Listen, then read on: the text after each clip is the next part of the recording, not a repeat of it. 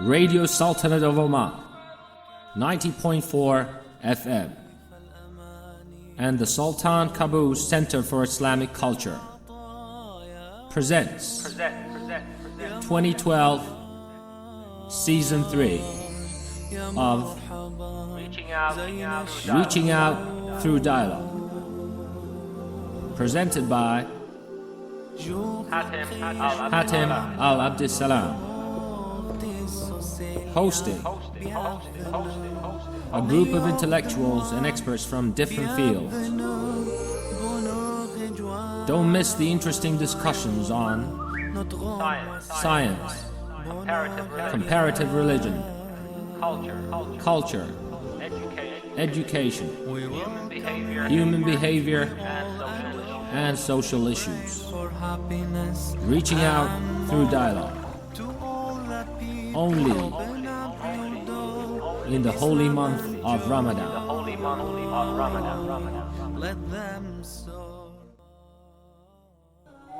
Identity crisis. What does it mean to have an identity? Does it mean to follow the ideas of a particular social, racial, or ethnic group? Does it mean to be a person with self-created ideas about things based on individual thoughts about identity? Isn't it enough? To be part of a society? Any society. Isn't it enough? To be a normal person, but then, what is a normal person? Why should I bother to have a unique identity? Isn't it better to lose identity and be part of a bigger society in this big world? Wouldn't I distance myself from the world by being unique? Isn't it racist or discriminative, to say the least, to have a unique identity and be proud of it? Who is influencing this identity? Which role models might youth be following? And who are they copying? Someone from their culture? Or from outside of the community? We are in for an interesting topic. So tune in.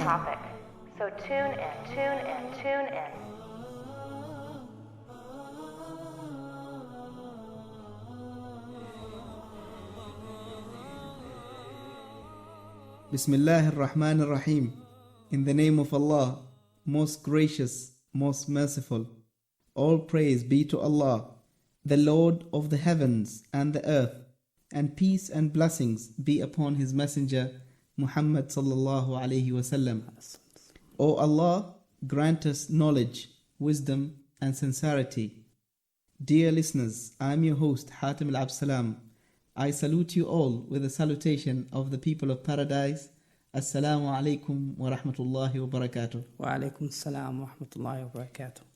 Please join me in welcoming my distinguished guests, Mr. Ahmed Mubarak Al-Matani, who is a Director of Language Center at one of the local colleges in Muscat. Assalamu alaikum, Salah. Wa alaikum assalam wa rahmatullah. How are you today? I'm doing great. How are you? It's an honor to have you back on the show. You've been with us for the past 2 years, and it's always an honor to share with you the information and the knowledge. The honor is mine, actually. Thank you for the invitation, and I hope that our dear audience, will be benefiting from the program. Inshallah. Yeah. Now, Ahmed, last year we had a session together, which was blind imitation, and it was all about youth. Yes. And this year, when I called you and asked you about this year's show, you mentioned today's topic, which is identity crisis. So somehow this topic is important and very dear to you. Can you tell us why exactly did you choose this topic? Well, first of all, as you can see, if you read, the title of the topic is what? Crisis, okay? It's a bit scary, when you hear it, because crisis usually indicates something negative, okay? But, in such a situation or in such a life that we are having a lot of problems, it is always important to talk about the problems, and we suggest solutions for sure, for these problems. And talking about youth, actually, youth are the leaders of tomorrow. And we want to make sure that we offer help for them if they are needed. We are not targeting, here youth in order to show their problems and to show that they're weak or so. No.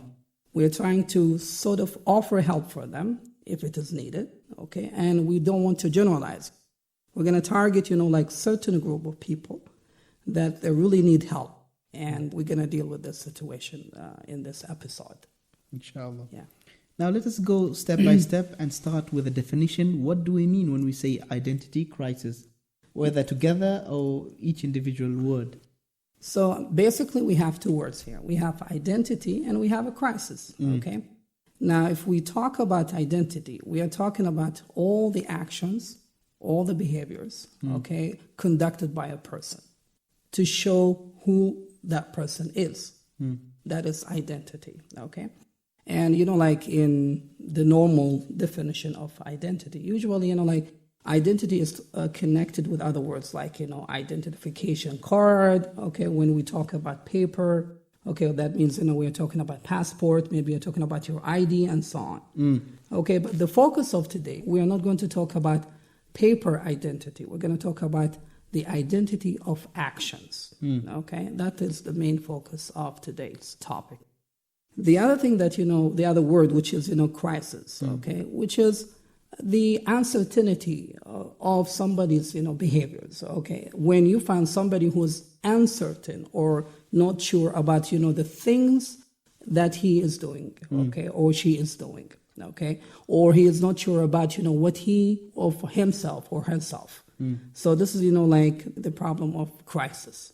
So now if we talk about, identity crisis together, then we should say that, these are the problems or the behaviors of somebody who is not sure of his real identity. And today we're going to focus on the Muslim identity, okay?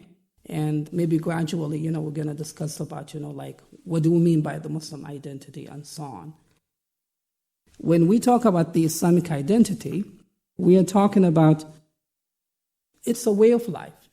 Islam is a way of life. It's not a religion only, where people think that it's only practices. It has to do with worship and, and spirituality. Exactly. It's a comprehensive concept. It's a way of life of a Muslim, whether regarding, to the beliefs, the practices, the ideas, derived from the Quran or the Sunnah. The prophetic tradition. Exactly.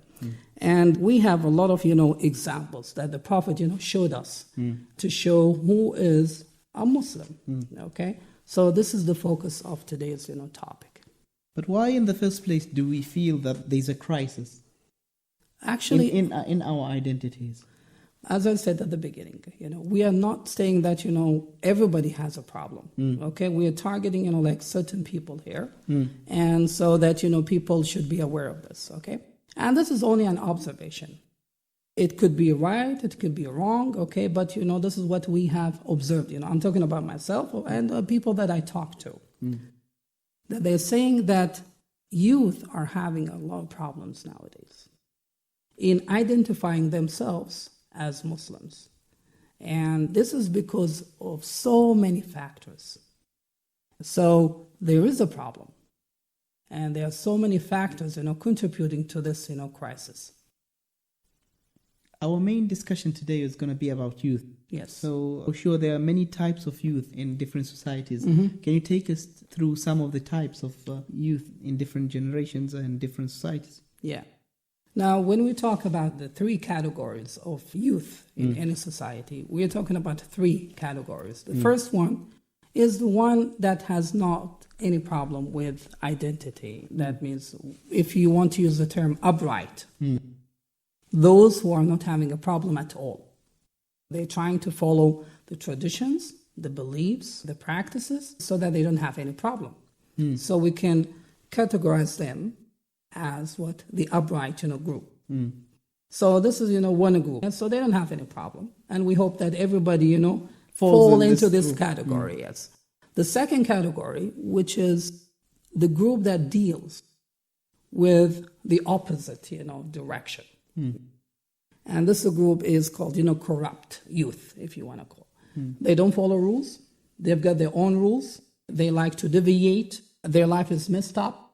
And because of that, they're always in trouble. So this is the opposite, group of what the upright group.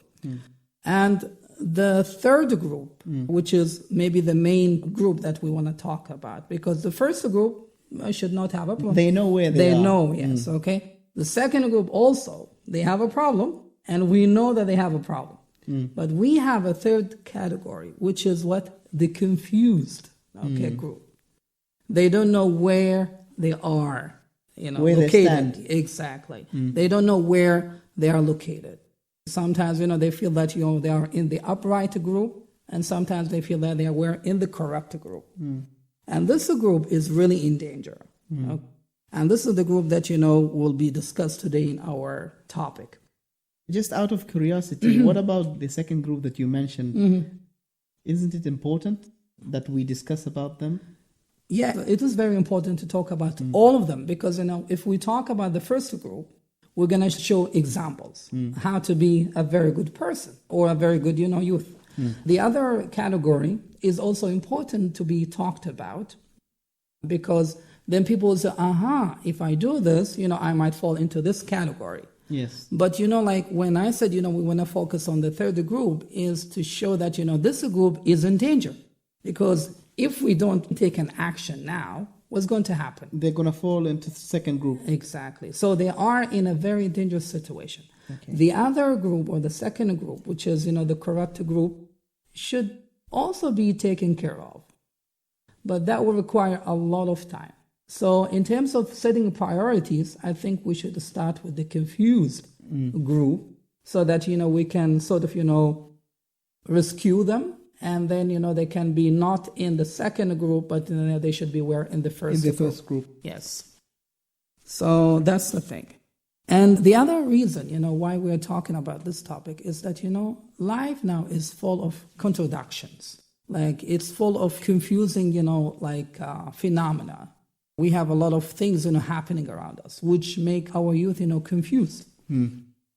And so this is why we should talk about this topic, in my opinion. Now, what are the problems, Ahmed, related to the identity, to particularly in the identity? Are there any problems identified? Sure. According to sociology, they said that, there are 3 types of problems related to identity. The first one is individual identity problems, which is really focusing on the individual.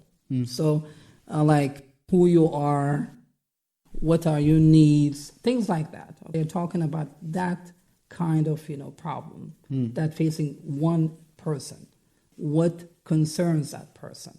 So this is the first type of problems. The second type of problems related to identity is what we call it, group identity. This is a group of identity. That means, like the group that you belong to.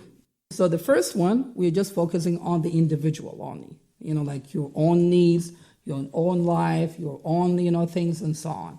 But the second one is, the group that you belong to. So because they have to get something from people around them. Yeah, yes, definitely. So they need to learn from parents, they need to learn from, maybe siblings, they need to learn from friends, people around them in the neighborhood, maybe people who are like at school and so on. So this is, the second, like what type of problems related to identity. Then we have the third type of problems related to identity, which is social identity. Because we are born to be sociable. This is, the trend. Like the normal thing is that, people are sociable. And why? Because, we need to interact, with people. They're social by nature. Exactly. They need to interact with people. They need to learn. They need to share things and so on. So sometimes because there are a lot of boundaries and a lot of, ideas that, make us different. So we tend not to mingle. We tend to isolate ourselves, from other people. So because of that, people tend to have a lot of problems related to being open to other cultures and so on. So these are the 3 problems related to identity. Now, Ahmed, what are the main reasons for this crisis? Yeah. Actually, there are so many reasons, why we're having this, crisis. So, let's start first of all with the family. Family is playing a very important role in this identity building, if you want to call it. This role can be negative or positive. And this will lead to the types of parents that we have. There are different types of parents. Parents who are overprotective, parents who are having problems, you know. First of all, like the first group, which is overprotective, there are some people who feel that, you know, they should provide more than what the children need. So they are overprotective. And because of that, the children will not be able to identify their identity. Okay, they will not be able to know who the real of them. And because of that, you know, they will have a problem in the future. This is one type. The second type, as I said, you know, those who are having a problem themselves. So if they have a problems, what do you expect from the children? They're not going to have a role model to follow, because whenever they see the father is having, you know, a depressing life, what's going to happen? They would be raised up depressed. Exactly. So this is what's happening. These people are not supporting. And because of that, you know, family can play a role in making these people building this identity, which is a Muslim identity or not. Another type of parents is this, you know, strict parents who think that everything should be very military style. Exactly. Okay. They think that, you know, rules should be applied all the time. There should not be a chance for you to go around and so on. They always use the whip. Exactly. So that they say, you know what? You know, you have to do this. And there are no justifications for that, you know. And, you know, because of that, you know, the children will be the victims of that one.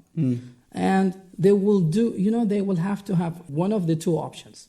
First of all, they either reject the idea and they will have a fight with the parents. Or the other thing is going to be, they're going to just to make it in front of their parents, while they will go out, you know, they will do something different. So you're not eliminating, you know, the action or the negative action.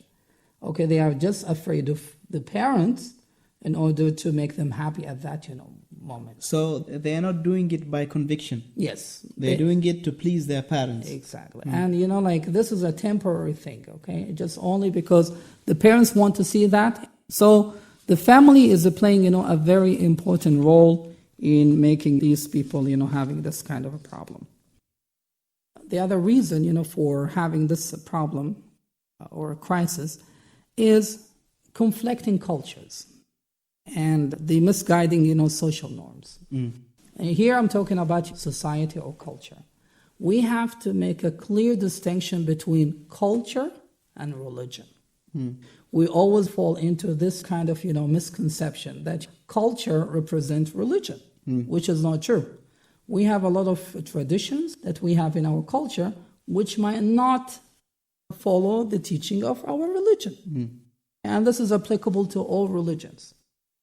So when, for example, these children learn something about their religion, and then when they go to the society and they feel that the society is having something different, here they see this kind of contradiction thing happening in front of them. You know, like my father's saying something, but I'm saying something different.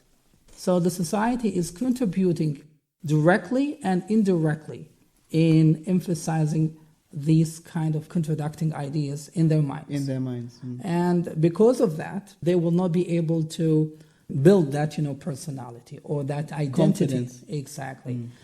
Because what they see in real life is different from whatever they read or whatever they learned in their teaching of their religion. So there is a problem, you know, with that thing. So this is about the society. We have a lot of things happening in our society that we have to get rid of, okay? Because actually we are sending a very bad signal to the people who are living here. And actually, you know, like I always believe in the role of modeling, because people sometimes don't have time to read or to educate themselves. But, you know, when they interact with you, they can see a lot. So we need to work on this modeling process by having a lot of actions, behaviors, you know, model to people. And then people will watch that, okay? They will observe that, And they will start asking you, why do you do that? They will get curious to know about that one. So it is a kind of indirect invitation to the teachings of your religion. And it's also another way to educate people about whatever you believe in. So we need to have a lot of sessions maybe, or a lot of workshops to explain that we have some traditions that we have to get rid of, okay? And we have to represent our religion in a very positive way. Do we have other reasons contributing to these crises, Ahmed? Yes, actually. There is another factor that maybe can be considered under the umbrella of society, which is the peer pressure, the influence of our friends. Whether we like it or not, our children have a bigger contact with their friends, whether at school, maybe when they meet, outside, okay, they spend a lot of time with their friends. So if they have, let's say, bad friends who are influenced by a lot of negative ideas, they will influence our children, and they will have a great impact on their identity building. You said a very important thing, Ahmed. As you know, kids at an early age, they're like a sponge. They observe anything that comes into their way. And having friends from different backgrounds, you can notice sometimes your son or your daughter comes back from school, and every single day they come back with a different habit. Sure. And if you don't tackle the problem from the beginning and, educate your kids, this is the way that we want to raise you up, and then you will find a mixture of habits that turn up to be. For sure. Absolutely correct. What's happening now, this is back to the idea of the role of parents. We need to develop this kind of thinking skills, among our children by having them dialoguing us, talking to us. We'll talk about, the solutions later on, but what you have just talked about is very important. We need to make sure that the friends that they're going to know with our kids or with our children are really good kids. Because you don't want them to bring all these bad habits into the house, because, it's not going to only to affect that person or that child, but that child is also having, other siblings inside the house, which could also affect them negatively. So you don't only think about one person, you have to think about the whole group. And what I have noticed nowadays is that because, we are having a very busy life, I'm talking about parents, so parents tend to forget about the most important duty, which is bringing up their kids the right way. They think that they have to bring money, food to the house. This is a misconception, Ahmed, that the parents have, that they provide their children with food and shelter and education and comfort at homes, and they think that this is raising kids. Exactly. Raising kids has a new meaning, a different level. Yeah. Spending time with your kids, teaching them morals and ethics and values, teaching them religion, contributing in their personalities, so that you can raise responsible kids. All these things are part of raising the kid. So it's not just providing food and shelter. One thing that we need to work on here in our community is developing, our children's critical thinking skills. Because there is this kind of underestimation concept among a lot of people, or parents in particular, that our kids are still young. They don't understand. Let them have fun. Let them do whatever they want. But children are really smart.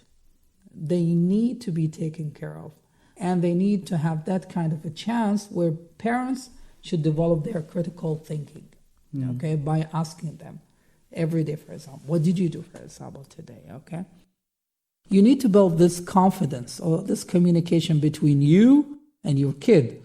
Because if your kid feels that you are scary, you don't have time for him, or you don't want to spend time with the kid, what's going to happen? He will find another source. And you don't know what kind of source he or she is going to get. You remind me of a very funny incident that happened to my colleague at work. about undermining our kids. He has a son who is almost 10 years old, and he started seeing the signs of puberty in his son. So he decided to go and have the talk Yeah. to his son. And he was very hesitant. He didn't know how to start the problem. And he called him and he said, "My son, I want to talk to you about something very important, and this might be difficult for you to understand." And the boy just smiled and said, "Dad, I think you want to talk to me about puberty, and I already know everything. You don't need to tell. I've Googled it." Yeah.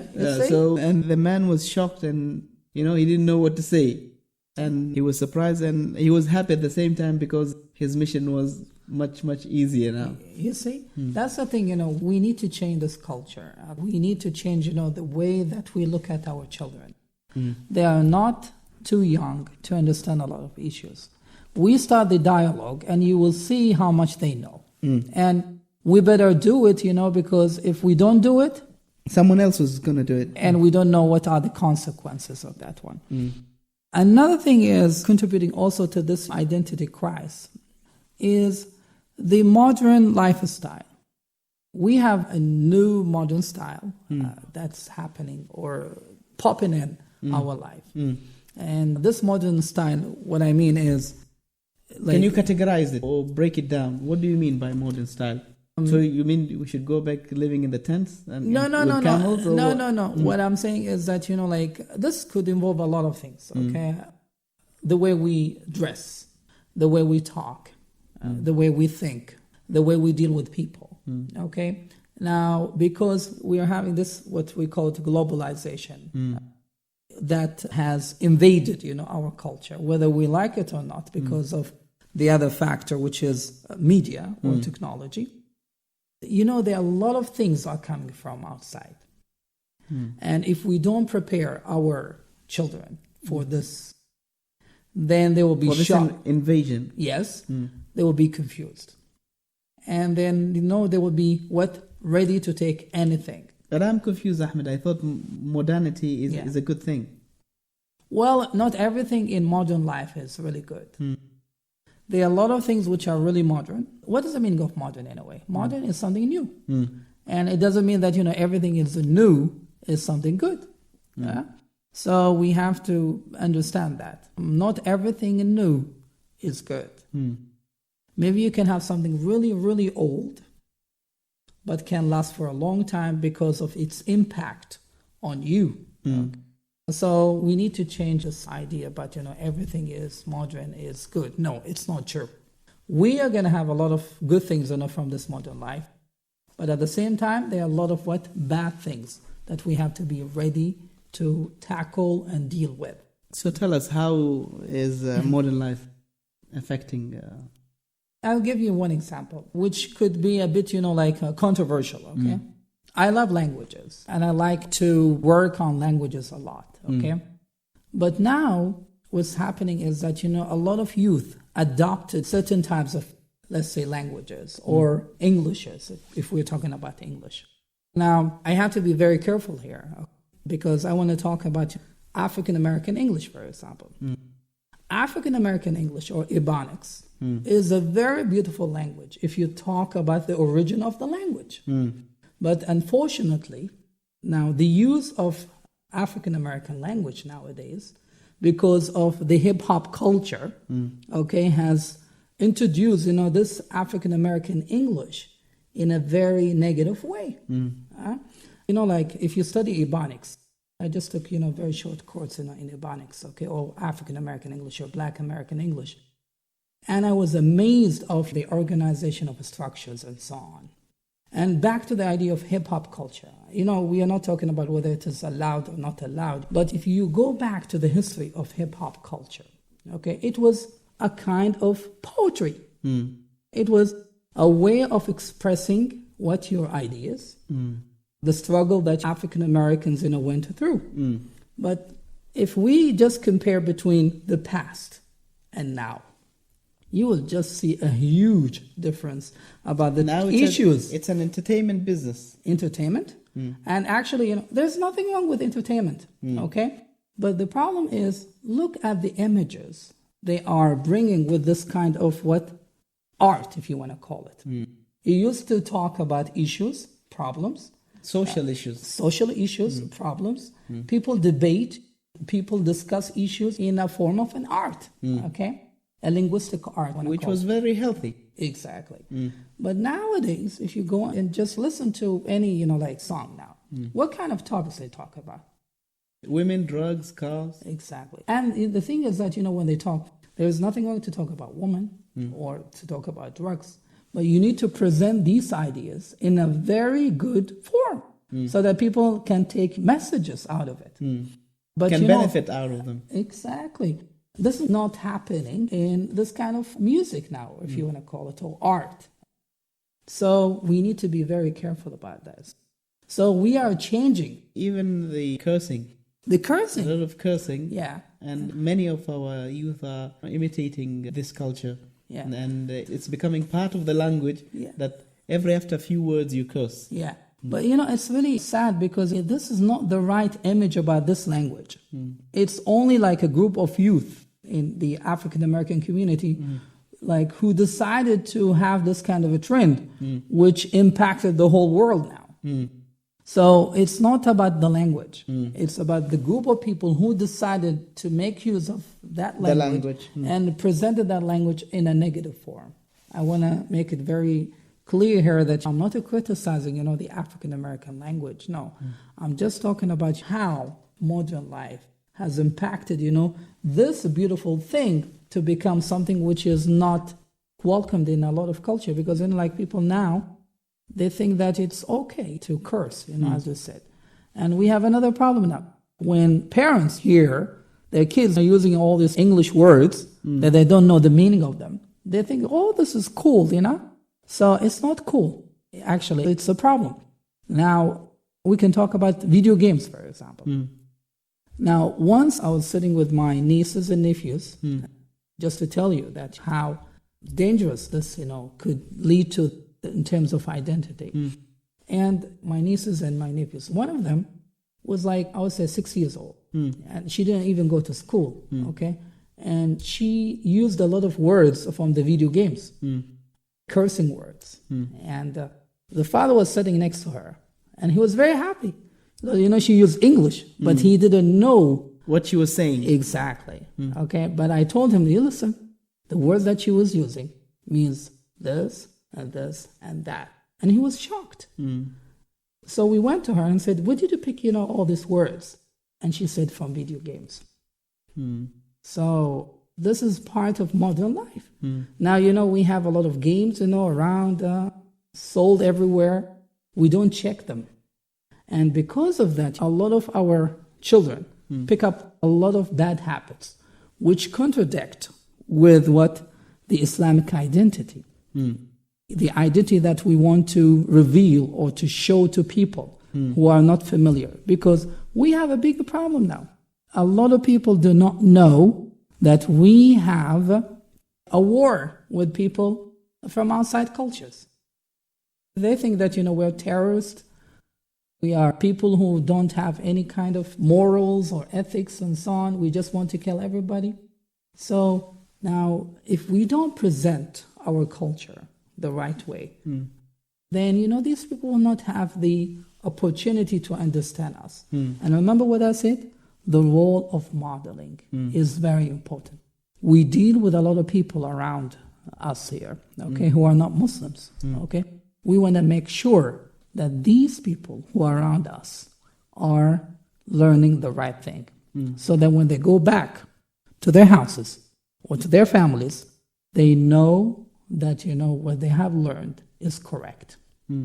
We should give them the opportunity to explore more about us through modeling. Without modeling, okay, without showing what we have, then these people will be always lost and misguided with the media, which is the other reason for this crisis, okay, that we're having in our identity. So media has also a contribution into no doubt our crisis. For sure. Now, with media, we talked last year about media and how media can affect our life positively or negatively. But here, when it comes to identity, we have so many episodes and TV shows and so on, which are produced in a different culture. Yes. And maybe this is okay in other cultures, but it's not okay in our culture. And unfortunately now, because as we said, people are busy collecting money. Okay, they think that this is the main job for them in this life, to get money and, buy stuff, for their kids. Spend it. Spending that money on having a lot of channels on the TV so that, they can keep the kids Busy. quiet and busy at home, so they don't get into trouble. They don't want to have this headache, if you want to call it, of bringing up their children. Okay, so because of media, whether it is like a visual media, whether it is oral Audio. media, written, name it, media plays a very important role in making us, building this identity the right way or the negative way. I give you one example for the impact of media and how we can just use these examples around us, which really affecting our life negatively, okay, and especially our youth. They've got a lot of these new programs, like Arab Idols, Arab Got Talents, and so on. They're all programs, derived from Western cultures. And so what? For what? To emphasize a certain skill. And they want everybody to become a singer or a dancer. Something else? Nothing. Only, that, they are just making people think that, if you want to be the best person ever, you need to be either a singer or a dancer. As if you don't have to do anything to this community. You can be a scientist. You can be, an educator. You can be something else. But they want people to be sort of programmed. Occupied to focus only on certain things. We can make use of these ideas to emphasize and also encourage other ideas. Why don't we have other programs? Since we are talking about media, maybe we can have, a lot of programs that deal with the same strategy, okay, but teaching different concepts. And I can recall one program in Malaysia. They have, I don't remember the name of the program. It's called the Young Imam, I think. Exactly. The same concept. People spending money, texting, watching, who is a good imam, like reciting, behaving, and so on. Why don't we adopt these ideas in our cultures, in the Arab world and in this area, so that, we can benefit from these kind of ideas. And I don't want to spend a long time on this, but another factor which is also contributing to this identity is education. With education, I mean that we are having a lot of problems because of education. And talking about the pressure that we got from the Western world, saying that our curriculum is somehow teaching extremism or teaching people to be extreme. So we decided to take a lot of our teachings from the curriculum in order to please, other people. And I'd like to thank, Dr. Madiha for bringing, the curriculum back to the syllabus. Yes, where she said, we need to bring this back. So because they had a lot of problems last year or the year before, because people, they don't know anything about ethics. These old chapters were taken completely from the curriculum, believing that this will not create or make people become terrorists. And because of that, because they don't know any values, they don't know any qualities related to the principles and the teaching of our religion, they end up doing a lot of crazy things. Now we have a problem in a school. Let's have a very small comparison happening. Let's say 10, 15 years back, when we were in high school. In high school. What kind of problems did you used to hear about in a school? Not much. Yes. Maybe the heat. Only the heat. You see? Or maybe, like somebody who is... The bus did not show up or something like that. I'm talking about the students' problems. You're a teacher and you have a student. What kind of problems you would have to you, or a headmaster? You're like somebody who is scoring very low He needs to have help, Tuition or something. something like that, or somebody who is running from school because he didn't bring up his homework or something like that. Gradually, we started to hear about problems that related to improper clothing in girls' schools. We started to hear more about what? Drugs. We started to hear about, alcoholic problems. We started to hear about, fighting. Not only that, killing now. You see, this is because our educational system did not emphasize the values of our religion. Because if we talk about what the values of our religions and how they can impact our life positively and building this ideal identity that we're trying to get, then we'll not have a problem. There is an underestimation for our students. They always think, just memorize this. No justification. You don't ask your students why you have to do this. Why, we have this, okay? You are building their critical thinking. You're not talking about only one person, You're not talking about, today. You don't want them only to pass the test.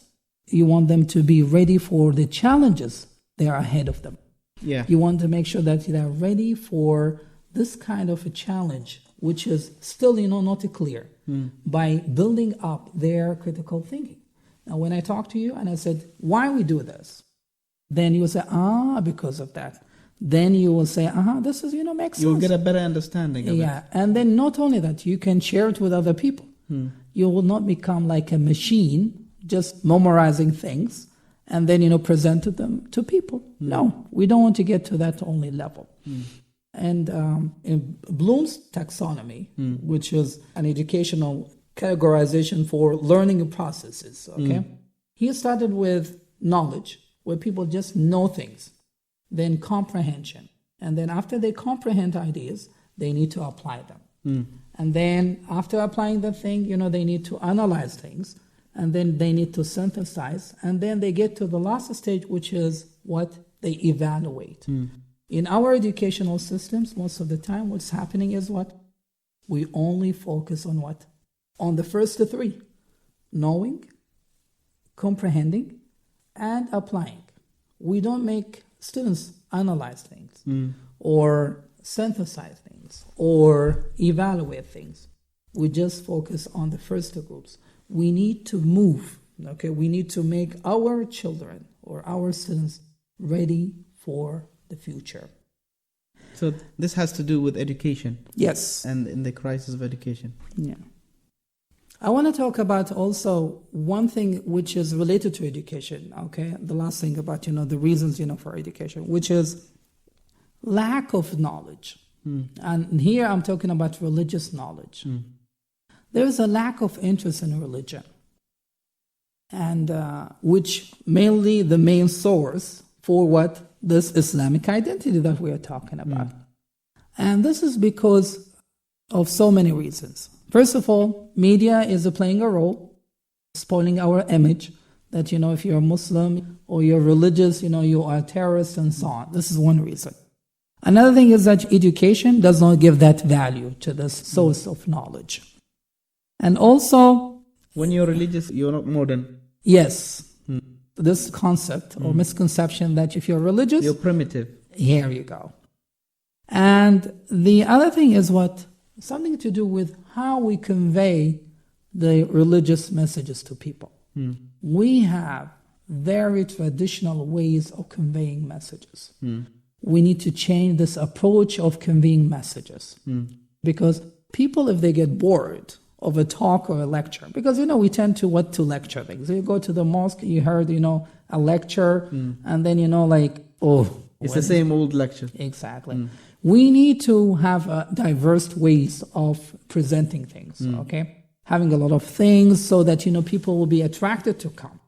So we need to change the way of presenting things. We didn't have a dialogue, so it's like a one-way ticket deal. And then, you just receive, memorize, you go home, that's it. This should be changed. And the other thing is that people are working on differences. They tend to work on how we are different. And these are the minor issues. Yes. And instead of working on differences, let's, value those differences and, appreciate each other's. So because, we are presenting something valuable to the community, that we are thinkers, okay? And, I'm ready to listen to you, and you're ready to listen to me. And then by having this active listening, which means, you're ready to listen, then maybe we can come to compromise in the middle. And then work together. Work together. But people say, you're different, I'm different, so stay away from my way, I stay away from your way. And then, we don't deal with each other. And this is very dangerous, which contributing back again to the idea of what identity. Because people say, if you're different, then you have to work on your differences first, and then you can impact other people. And this is what's happening. Yeah. We need to reduce the impact of those differences and start working on how we can be similar and how we can show respect to each other. So, Ahmed, are there any suggested solutions for the identity crisis? Yeah. How can we tackle this identity crisis? When we talked about the reasons for this, crisis, we talked about the role of a family. Yeah. So family should play a bigger role in this, because it's a starting point. Exactly. They need to do a better job. And I think if we tackle some of the roles that they have to do, for their kids, peers, I think, in my opinion, parents should develop this relationship with their kids to be their friends. Because if they become like friends, what's going to happen? They're going to introduce, their friends to them. And the kids will open up to their parents. Yeah. Even if they are coming across a problem or something, they won't feel shy or afraid to come and talk to their parents about the problem. Yeah, sure. So that the children will involve their parents in the selection of their friends. They will tell them about, the problems that are happening to them and so on. So they will deal with two problems. And also we need to work on our educational systems. We need to make sure that, our educational system emphasizes the values of our teaching and also encourages people to think critically and not only accepting things. Because you will come to a stage where you don't believe in whatever was told to you because you don't know why this is happening. And so we need to work on this concept. Media, I think we need to involve the media more in emphasizing or encouraging, people to be committed to their teachings. And we should be having a lot of programs which are interesting, creative, so that it can approach... And educational at the same time. Yes. Of course, they should be educational. They should teach people something. And these programs should be interesting, creative, not the traditional ways. And applicable to our... Yes. And, we need to understand what's happening now is not what was in the past. Yeah. You need to understand how people think. So we need to have modern ways of dealing with the youth, nowadays. Of course, we have to focus on knowledge. We need to show the importance of knowledge. So in building, this personality. And back to the idea of parents. They need to open this dialogue or communication between them and their kids all the time. What about role models, Ahmed? I think our history is rich of many role models, and we can benefit a lot from these role models and take their footsteps, follow their footsteps. This is another thing that we need to sort of involve in the media role, where we can talk about who are our role models. Now, I did a very small experiment, in my class. Yeah. I gave, like 2 famous names of singers and 2 famous names for one of our leaders who contributed tremendously in the history of Islam. And I say, who knows these names? And I was shocked that, most of my students were able to recognize the singers more than the people who contributed to our history. And I did this in one of the schools when I was in America. And I was shocked that these people at least recognized some of the names from the Muslim history in one of the schools, where they teach, like history and so on. They have one class about, Islamic history. At least these people were able to recognize some of the names. But in my class, they could not recognize even one name. I don't want to generalize, but I'm just saying that this was only done in one class. So I cannot say that, this will be in all the classes. But, to show you the impact of media on presenting role models, whether they are good role models or bad role models. We need to do this through modeling. Modeling is very important.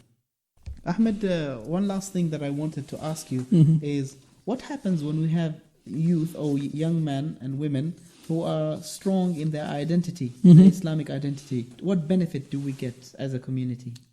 Well, we benefited a lot because, as I said before, this is a very good way for representations for the culture. Because, if we have people who are shaky, people who are confused, people who are corrupt, we're not benefiting anybody else. Yeah. But if we have people who are committed, people who are upright, what's going to happen? These people are going to be walking, if you want to call it, messengers, for the message. They will be role models, for people who want to know more about our religion.